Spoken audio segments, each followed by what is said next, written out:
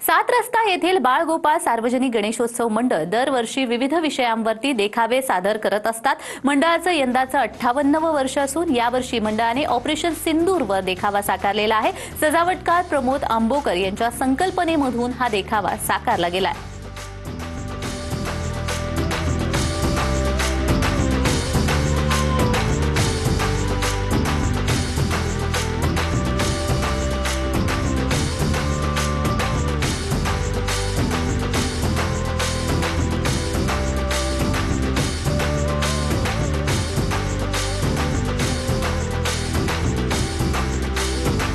आजचा हा जो आम्ही ह्या वर्षीचा देखावा केला आहे हा पेहलगाम म्हणजे काश्मीर या ठिकाणी पेहलगाम या ठिकाणी झालेल्या हल्ल्यातला आम्ही मंडळाच्या उत्सवामार्फत आम्ही लोकांपर्यंत दाखवायचा प्रयत्न केलेला आहे।